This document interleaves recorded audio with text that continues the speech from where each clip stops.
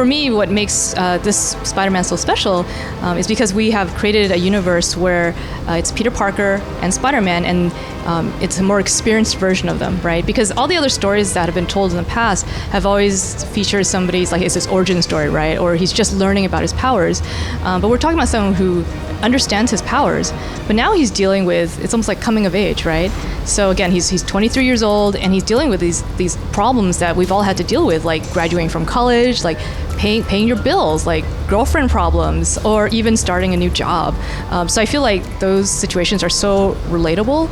And again, it's a human story, even though, there's a superhero in it, So I think that's what makes this really special. And it feels awesome to tell this story and to share it with all the fans. And again, hopefully we'll gain new fans, because I always say you don't need to be a Spider-Man fan to appreciate the story that we're going to tell. There's a lot to it for sure. I mean, we ramp up over the course of the game, and so, we do deliver a lot of information, but there's so many different ways you can play it.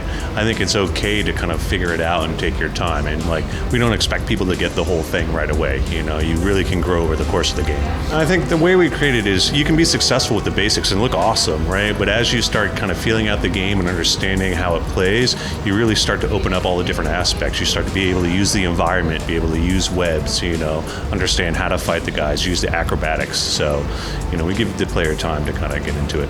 I think the basic webs for me are the most fun. What makes kind of this game awesome as far as Spider-Man is because you can improvise, and this is something players learn as they start getting through it, is you start keeping an eye out for where enemies are located, because you want to use webs when they're near a wall so you can stick them to it or stick them to different objects. And to me, it's always satisfying. I could stick a guy to a wall 1,000,000 times and it's always fun. Yeah, it never gets old. Yeah, it never gets old.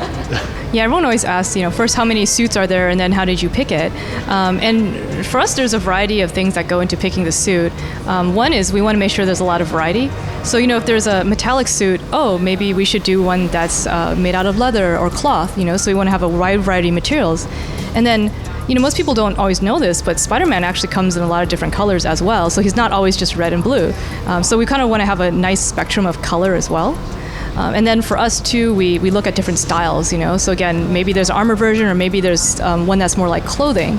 And for the most part, when we discuss which suits we're going to use, we pick suits that would interest us as fans as well.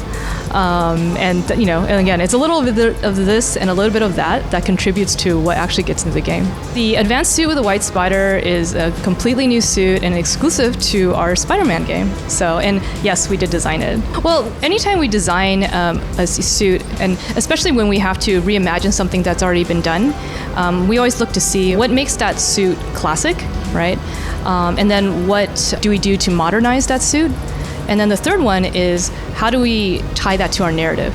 So when we looked at the Spider-Man suit, the classic one, and Ditko is the most classic suit, the very first Spider-Man, I really liked the clean webbing. So, that's something that we retained in the advanced suit. So the space in between the webs are very fine, and it's very clean, But then when I look at, for example, how to modernize the suit, one of the things that you will notice is not in the advanced suit is the knee-high red boot, right? Because that's one of the things I was really adamant about not having in the game, because I felt like it didn't feel modern, right? Because if you're a young person in New York City and you're trying to be a superhero, or you've been a superhero for a while, what would you be inspired by? And I was thinking athletic wear is so obvious, right? He would be looking at sneakers, and that's why the advanced suit has the sneakers. And then in terms of what ties it to the story, I mean, the obvious thing again is you'll see that he's got a white spider, which you'll have to play the game to find out why it's white. But again, there's a lot of thought put into why the design of the suit is the way it is. Making an open world game is definitely a challenge. I think we have the bonus is we have Spider-Man, right? And so we have swinging, so it's always fun to swing around and bounce off buildings and run on walls. And so we combine that with our dynamic crimes and other events out there, and it just makes it really a living world, a fun world to explore and to check out. And I can just swing around the city all day long, just kind of looking for stuff and looking for crimes, and it never gets old for me. A lot of the side content, as you do that, you get essentially currency that you can use to upgrade Spider-Man, buy new suits, upgrade abilities, all those things. So they all feed back into the progression system. I guess for me, I think it's probably one of the best Spider-Man games that I've played. You know, it's like, I think it was really important for us to get swinging, right? So right off the bat, you start swinging in this game and you feel it, it feels real, it feels connected to the world. I think I'm going to focus on the design side of things, like the combat, just having the agility and the acrobatics and like being able to use webs and environment, like that's different. It feels fun, and it really never gets old, all the different combinations you can use. And for me, I always say you should play because of the art, clearly, right? Yeah.